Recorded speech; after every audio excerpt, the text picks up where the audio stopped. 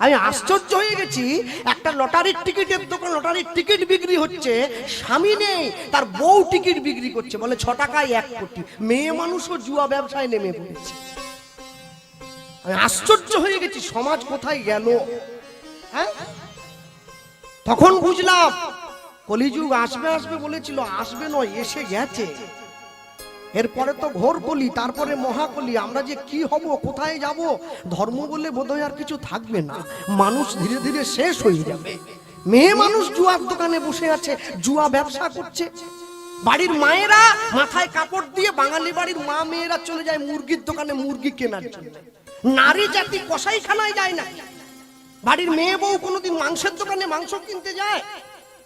মায়েদের অন্তরের দয়া নষ্ট হয়ে যাবে, নারী জাতির অন্তরের প্রেম বিনষ্ট হয়ে যাবে নারী জাতি যদি মুরগির দোকানে গিয়ে লাইন দেয়। মানুষের বিবেক নেই। এই যে এত প্রসাদ পাচ্ছেন আজকে দুপুর বেলায়, কালকে রাত্রিতে প্রসাদ পেয়েছেন, আজকে 6000 8000 যত মানুষের ব্যবস্থা আছে প্রসাদের ব্যবস্থা। মনে রাখবেন, প্রসাদের ক্রিয়া তখনই হবে, প্রসাদের অ্যাকশন তখনই হবে যদি আজকে দুপুর বেলা প্রসাদ পেয়ে গিয়ে মানুষ রাত্রিবেলা বাড়িতে নিরামিষ সেবা করে, তবে না হলে হবে না। হরি বল, হরি বল। দুপুর বেলা এখান থেকে প্রসাদ পেয়ে চলে গেলেন, আর রাত্রিবেলা মুড়ি খাচ্ছেন পেঁয়াজ দিয়ে, প্রসাদের অ্যাকশন হবে না, অ্যাকশন নষ্ট হয়ে যাবে। প্রত্যেকটা জিনিসের সিস্টেম আছে, প্রত্যেকটা জিনিসের নিয়ম আছে। আপনি লাইনের বাইরে যদি চলতে চান, জীবন থেকে হুঁচুট খেয়ে পড়ে যেতে হবে। আপনাকে লাইনে চলতে হবে। আপনার যদি ভালো না লাগে আপনি প্রসাদ নেবেন না, কিন্তু প্রসাদ নিয়ে প্রসাদকে অপমান করার অধিকার আপনাদের নেই। যে বুঝেছে সে মজেছে, যে আধা বুঝে প্রাণ গেছে, আর যে বুঝেনি সে ভালো আছে। যে বলে আমি ভগবান মানি না, দেখবেন সে ভালো আছে। আর যে ভগবানের প্রতি বুঝে গিয়েছে সে একবার তার চরণে মজে গিয়েছে। আর যে আধা বুঝেছে, মানে কিছুটা বুঝেছে কিছুটা ছেড়ে রেখেছে, তার অকালে প্রাণ চলে যাবে হিরণ্যকশিপুর মতো। মনে রাখবে, জীবনের সর্বশ্রেষ্ঠ পাওনা, মানব জীবনের সর্বশ্রেষ্ঠ পাওনা, জীবনের শেষ দিনে একবারের জন্য হলেও নিতাই চরণ দর্শন, গৌর চরণ দর্শন, রাধাকৃষ্ণের যুগল ভজন। তা যদি জীব না জানলো, তা যদি জীব না পেল, তাহলে জীবের ভবে আসা যাওয়া সার হলো, শুধু এলো খেলো আর চলে গেল। জীবন থেকে তুমি কোনোদিনের জন্য পালিয়ে বাঁচতে পারবে না, জীবন থেকে তোমাকে শিক্ষা নিতেই হবে। আর তুমি যদি জীবন থেকে শিক্ষা নিতে চাও, তাহলে জীবনের প্রকৃত উদ্দেশ্য তুমি যদি বুঝতে চাও, তোমাকে আসল জায়গাটা ধরতে হবে।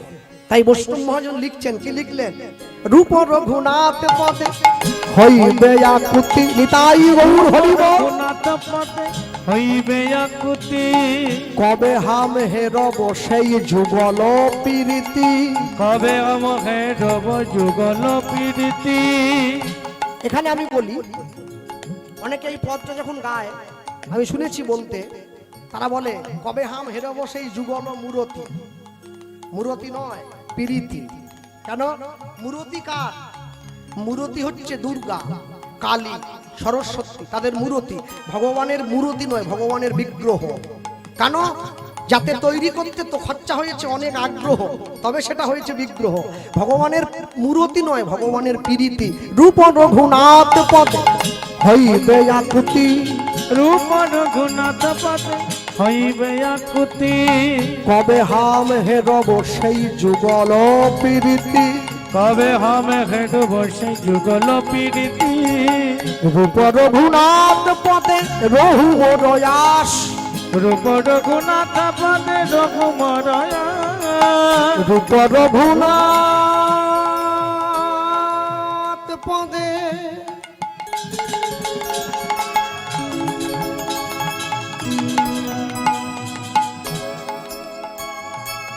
রূপ রঘুনাথ পদে রঘুমরয়াস, রূপ রঘুনাথ পদে রঘুমরয়াস।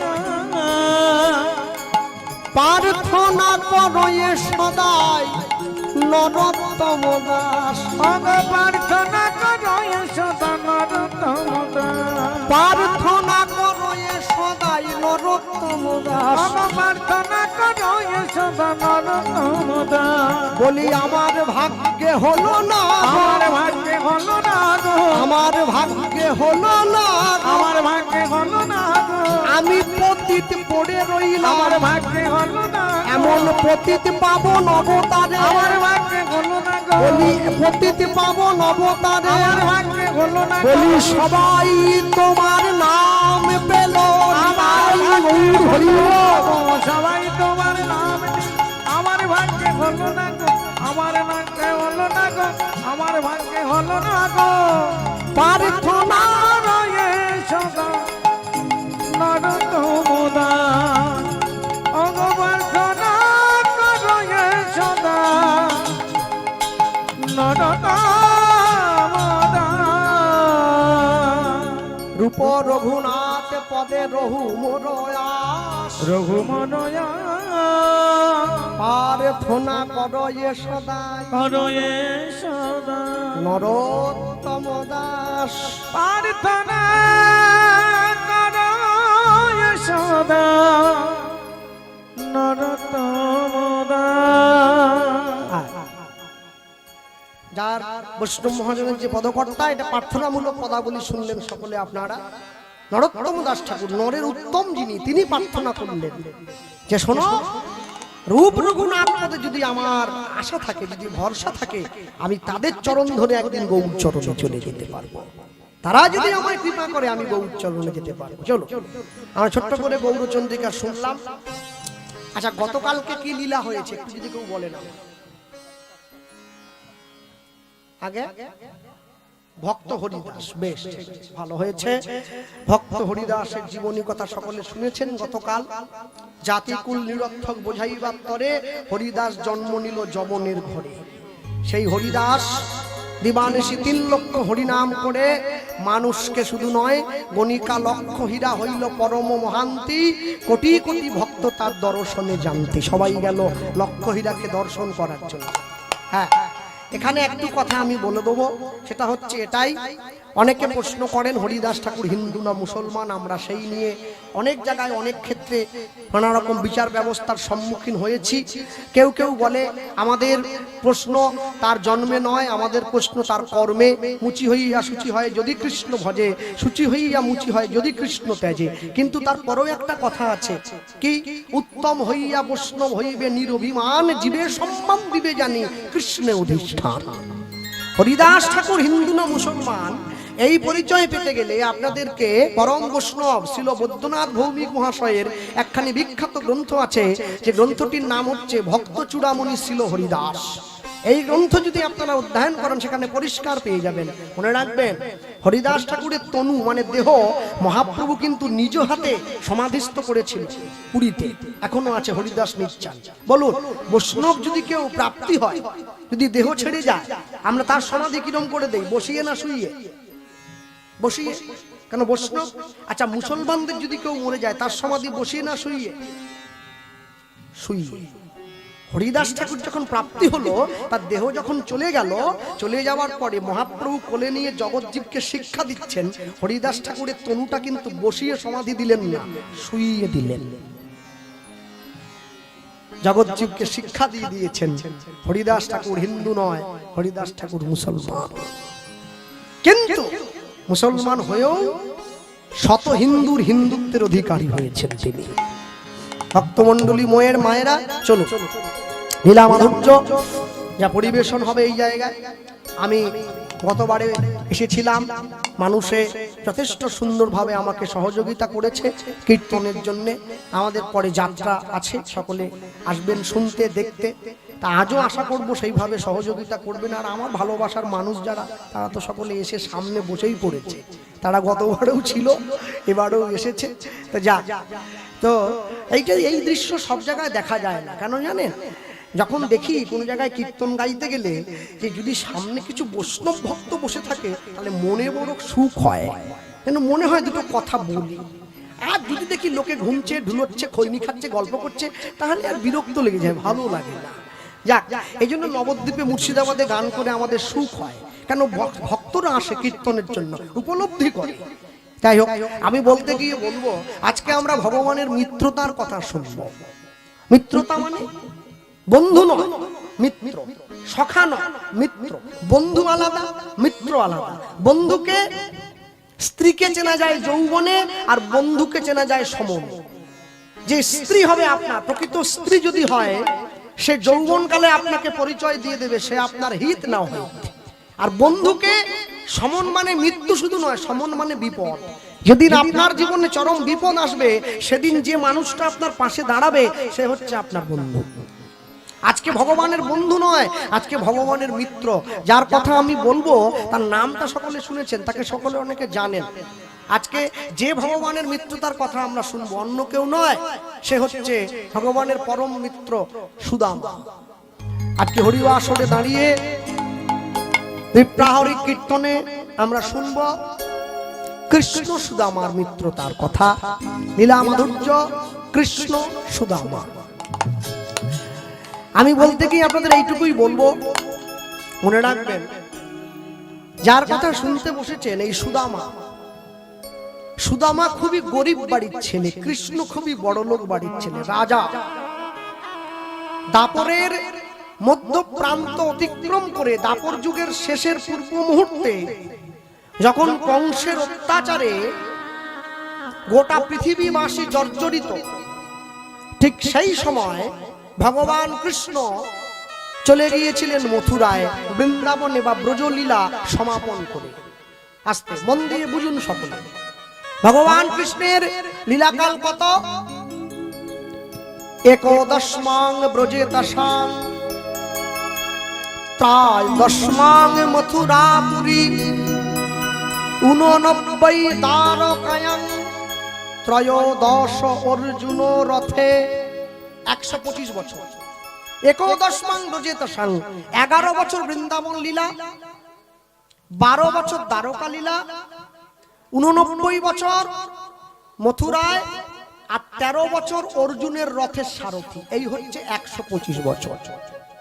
তাহলে ভগবান কৃষ্ণ দাপর যুগের অত্যাচারী রাজা কংস তাকে বিনাশ করার জন্য ব্রজলীলা সমাপন করে তিনি চলে গিয়েছেন দ্বারকায়। দ্বারকায় গিয়ে দাঁড়িয়েছেন, দ্বারকায় গিয়ে দাঁড়িয়ে কংসকে নিধন করেছেন। কংসকে নিধন করে উদ্ধার করলেন কাকে? নিজের পিতামাতা বসুদেব এবং দৈবকীকে উদ্ধার করেছেন, বন্ধন মোচন করেছেন। আরেকজনকে উদ্ধার করলেন, সে হচ্ছে কৃষ্ণের দাদু, যার নাম হচ্ছে কে বলুন তো? উগ্রসেন, কংসের বাবা। উগ্রসেনকে শৃঙ্খল থেকে উদ্ধার করে উগ্রসেনকে দ্বারকার দায়িত্ব দিয়েছেন, তুমি বসো সিংহাসনে, আমি নয়, তুমি বসো। আর যখন উদ্ধার করে উগ্রসেনকে সিংহাসনে বসিয়েছেন, উগ্রসেনকে সিংহাসনে বসিয়ে সকলার মনে আনন্দ দিয়েছেন দুই ভাই কৃষ্ণ আর বলরাম। এই দুই ভাই যে সকলার মনে আনন্দ দিয়েছে, এই দুই ভাইয়ের আনন্দ পেয়ে গোটা দ্বারকাবাসী সকলে মহিমান্বিত। আমি মায়েদেরকে উদ্দেশ্য করে বলবো, ছেলে মেয়েদেরকে সারা জীবন সনাতনী শিক্ষায় শিক্ষা দেবেন। সনাতনী শিক্ষা মানে যা আমাদের আদি শিক্ষা, যে শিক্ষা পেলে ছেলে মেয়েদের ভিত্তি প্রস্তরটা আরো মজবুত হবে। শুধু গায়ে গোত্রের নামে কাশ্যপ, মধুকুল্ল, সান্ডিল্য, আলিম্মান গোত্র থাকলে হিন্দু হওয়া যাবে না। নামের পরে দাস, মন্ডল, ভট্টাচার্য, পাল এসব পদবি থাকলে হিন্দু হওয়া যাবে না। আমি ছোট্ট একটা উদাহরণ দেই। আমাদের হিন্দি সিনেমা জগতে একজন বিখ্যাত নায়ক ছিল, তিনি বেঁচে আছেন, তার নাম আপনারা সকলে শুনেছেন। তার নাম হচ্ছে শত্রুঘ্ন সিনহা। শত্রুঘ্ন সিনহা বলে যাকে বলে, সকলে চেনে তাকে। শত্রুঘ্ন সিনহার আরো 3 ভাই আছে। হ্যাঁ, কত বড় পরিবার দেখুন, যারা সনাতন সংস্কৃতিকে সঙ্গে রেখেছিল। কে কে 3 ভাই? 3 ভাইয়ের নাম রেখেছিল শত্রুঘ্ন সিনহার বাবা, রাম, লক্ষণ, ভরত। ছোট ভাই হচ্ছে শত্রুঘ্ন, সিনেমা করত। শত্রুঘ্ন সিনহার 2 ছেলে 1 মেয়ে। ছেলে দুটির নাম কি জানেন? লব আর কুশ। আর মেয়েটার নাম হচ্ছে সোনাক্ষী সিনহা, যেও সিনেমা করে। হ্যাঁ, কিন্তু আশ্চর্য কি, মুম্বাইতে যে বাড়িতে থাকেন শত্রুঘ্ন সিনহা, সে বাড়িটার নাম হয়েছে রামায়ণ। বাড়িটায় ঢুকতে গেলে লেখা থাকে রামায়ণ বলে লেখা আছে। কিন্তু আশ্চর্য কি জানেন, শুধু ছেলে মেয়েগুলোর নামই দিয়েছে, সনাতনী শিক্ষা দেয়নি। যার জন্যে শত্রুঘ্ন সিনহার নিজের মেয়ে যখন খেলতে গিয়ে বসেছিল, কোন বনেগা করোড়পতি, তাকে প্রশ্ন করা হয়েছিল, বলো হনুমান গন্ধমাদন পর্বতটা কার জন্য তুলে এনেছিল? এই সামান্য প্রশ্নটা সে গালে হাত দিয়ে বসেছে, সে উত্তর দিতে পারে নাই। তাহলে বুঝতে হবে ছেলে মেয়েকে শুধু নাম দেওয়া হয়েছে, আসল শিক্ষাটাই শিক্ষিত করা হয় নাই। আসল শিক্ষাটা দিতে হবে। কৃষ্ণ এসে গিয়েছে, আর কৃষ্ণ এসে সকলকে উদ্ধার করেছে, আর দ্বারকার মানুষ বড় আনন্দ পেয়েছে। আর আমরা বলতে গিয়ে বলবো ওগো জয় জয় ধ্বনি ওঠে। আস্তে আস্তে একটু হাত তোলা যাবে? হ্যাঁ শুনেছেন? বাহ, কেউ যেন বাদ না যায়, তালি দেওয়া যায়। জয় জয় ধ্বনি ওঠে নিতাই গৌর হরি বল।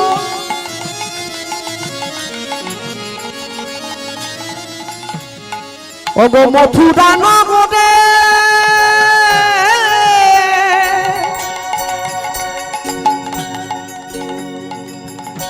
পাপ মোচন হইল আজি, কৃষ্ণ এলো ঘরে নিতাই গৌর হরি বল। মোচন হইল আমার, কৃষ্ণ গেল ঘরে। দেখো পাপ মোচন। আস্তে আস্তে মায়ের হাত নামিয়ে নিছে কেন? হাত নামিয়ে নিলে কিন্তু সাবধান, লক্ষ্মীর ভান্ডারের পয়সা কেউ পাবেনি তোমরা, বুঝেছ? পাপ মোচন হইল আজি, কৃষ্ণ এলো ঘরে নিতাই গৌর হরি বল। মোচন হইল আজি, কৃষ্ণ গেল ঘরে। বলি সবার বড় ভাগ্য ভালো, সবার বড় ভাগ্য ভালো, সবার বড় ভাগ্য ভালো, সবার বড় ভাগ্য ভালো। কৃষ্ণ আজ ঘরে এলো, সবার বড় ভাগ্য ভালো, কৃষ্ণ আজ ঘরে এলো। সবার বড় ভাগ্য ভালো। বলি যাই আনন্দের সীমা নাই রে সবাই নিতাই গৌর হরি বল। যাই আনন্দের সীমা যায়, সবার আজি ভাগ্য ভালো, সবাই আজি ভাগ্য ভালো, সবাই আজি ভাগ্য ভালো, সবাই আজি ভাগ্য ভালো। পাপ মোচন হইল আজি, কৃষ্ণ এলো ঘরে। ওগো পাপ মোচন হইল আজি, কৃষ্ণ গেল ঘরে। সিংহাসনে বসিয়ে দিয়েছে। দাদু উগ্রসেন ছুটে গিয়ে কৃষ্ণকে বলছে তুই বস, তুই তো কংসকে মারলি। বলে না দাদু, তোমার কষ্ট হচ্ছে না? তোমার ছেলেকে মেরে দিলাম, তো কষ্ট হওয়া উচিত ছিল। বলে দুষ্ট গরুর থেকে শূন্য গোয়াল অনেক ভালো। হ্যাঁ, এরা গীতা পড়েন, গীতায় আছে না, তমেব মাতা চ পিতা তমেব বন্ধুশ্চ সখা তমেব বিদ্যা দ্রবিণং তমেব সর্বমম দেব। তুমি আমার বন্ধু, তুমি আমার মাতা, তুমি আমার পিতা, তুমি আমার সর্বদেব। আমি যদি তোমাকে ভালোবাসতে পারি, আমি যদি তোমার চরণে ভক্তি রাখতে পারি, আমার জীবনে কিচ্ছু প্রয়োজন হবে না, আমার জীবনে সব তোমার কাছে পেয়ে যাবো। সামনে দাঁড়িয়ে যখন এই বলেছে, দাদু সিংহাসনে বসেছে, আর কৃষ্ণ বলরাম দুই ভাই বসুদেব দৈবকীর কাছে রয়ে গিয়েছে। কিন্তু আশ্চর্য কি, বসুদেব দৈবকীর কাছে থাকলে একদিন, দুদিন, 3 দিন, 4 দিন, আর যখন একটু একটু করে কৃষ্ণ বলরাম দুই ভাই বড় হয়ে উঠছে, আজকে বসুদেব গিয়ে নিজের ছেলেকে দাঁড়িয়ে বলছে, বাবা এইভাবে ঘুরে ফিরে থাকলে তো হবে না, তোমাদেরকে পড়াশোনা করতে হবে, লেখাপড়া করতে হবে। হ্যাঁ, ছুটে গিয়ে বাবার সামনে দাঁড়িয়ে বলছে, বাবা তুমি বলো কোথায় যাবো লেখাপড়া করার জন্য? আছে তো, আছে, কে পড়াবে তোমাদের? আমরা জানি একজনকে, কে? ওই অবন্তীনগরে শান্তিপুনি মুনির বসবাস। ছোট ছোট কিছু ছেলে মেয়েকে নিয়ে তিনি একটা টোল খুলেছেন, একটা পাঠশালা খুলেছেন, যেখানে তোমরা গিয়ে পড়াশোনা করবে। হ্যাঁ, শান্তিপুনি মুনির বাস অবন্তীনগরে। গেল কৃষ্ণ বলরাম দুইজন বাবা জেঠার হাত ধরে সুন্দর বাবা মা নিয়ে সাজিয়ে কৃষ্ণ বলরামকে শান্তিপুনি মুনির আশ্রমে নিয়ে গিয়েছে। আর যখন নিয়ে গিয়েছে, শান্তিপুনি মুনি দূরে দাঁড়িয়ে দেখছে, মনে মনে চিন্তা করছে, জীবনে অনেক ছাত্রকে পড়িয়েছে, কিন্তু ছাত্রের মতো ছাত্র আমার কাছে প্রথম আসছে। হ্যাঁ, শান্তিপুনি মুনি কৃষ্ণকে ইশারা করছে, তুমি প্রণাম করো, কিন্তু আমার পায়ে হাত দেবে না, দূরে প্রণাম করো। শান্তিপুনি মুনি বুঝে নিয়েছে আজকে আমার দরজায় কে এসে দাঁড়িয়েছে। মনে রাখবেন, যারা প্রকৃত সাধু সন্ত হয়, তারা প্রকৃত গুণী লোক হয়, তারা কোনোদিন আপনাকে চট করে পায়ে হাত দিতে দেবে না, বলে দূরে করো বাবা, পায়ে নয়। কেন? শান্তিপুনি মুনি জানে প্রণাম নিলে হবে না, প্রণাম রাখতে জানতে হবে তো, ঘুষ খেলে হবে না, ঘুষ হজম করতে জানতে হবে তো। হ্যাঁ, তাহলে তো জেল খাটতে হবে। মনে রাখবে, শান্তিপুনি মুনি বুঝে নিয়েছে আজকে আমার ঘরে সাক্ষাৎ ভগবান এসে গিয়েছে, আর ভগবান যদি আমার পায়ে হাত দিয়ে প্রণাম করে, যতই আমি গুরু হই, আমি সেই প্রণামের বোঝাটা বইতে পারবো না। তাই কৃষ্ণকে বলছে তুমি মাটিতে প্রণাম করো। কৃষ্ণ সামনে গিয়েছে, কৃষ্ণ বলরাম দুই ভাই শান্তিপুনি মুনির আশ্রমে গিয়ে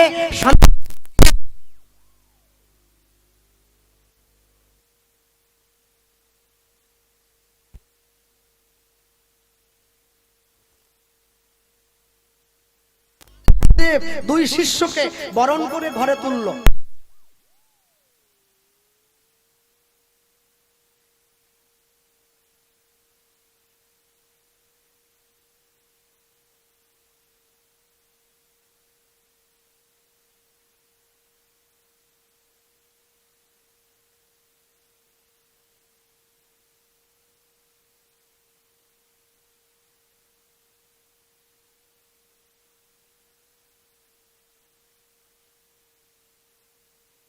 আপনারা আমার কথায় কেউ দুঃখ পাবেন না।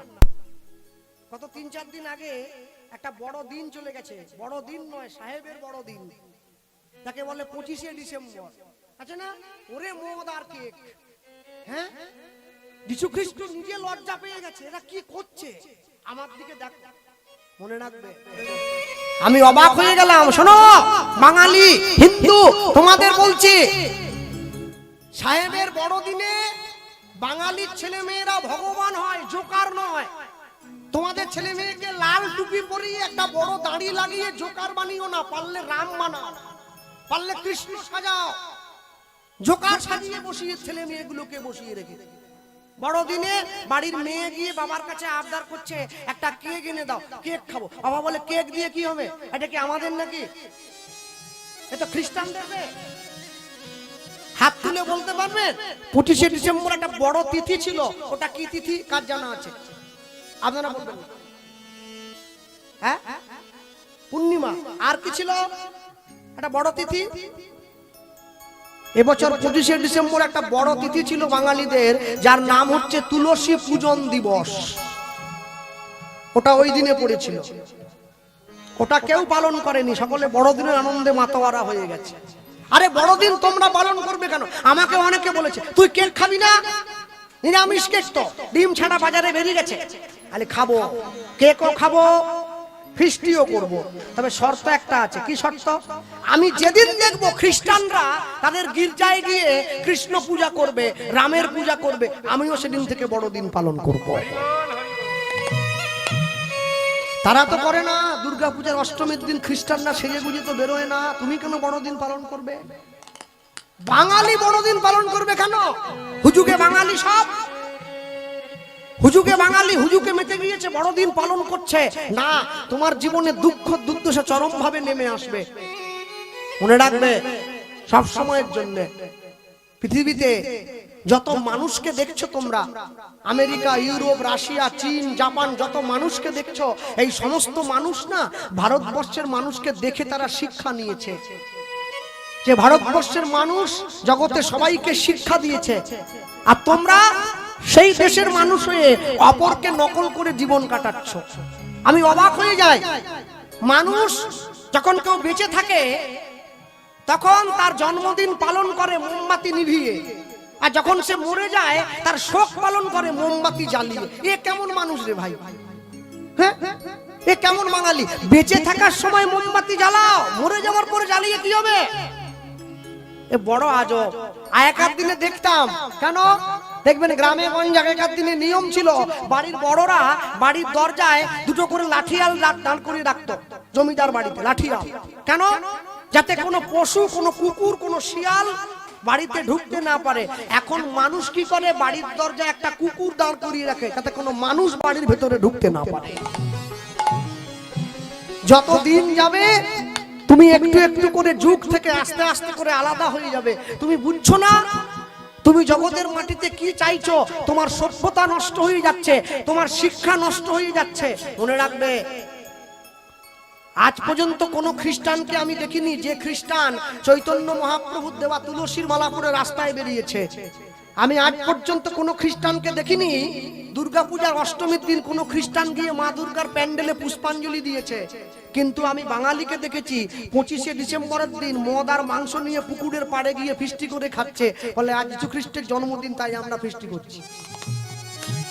মনে রাখবেন, সব সময়ের জন্য জীবন থেকে তুমি যা পেয়েছো, হিন্দু ঘরে জন্ম নিয়ে বাঙালি ঘরে জন্ম নিয়ে তোমার জীবনে যা অবদান তুমি পেয়েছো, এই জিনিস তুমি কোনোদিন কারো কাছে পাবে না, কোনোদিন কারো কাছে তুমি গ্রহণ করতে পারো না।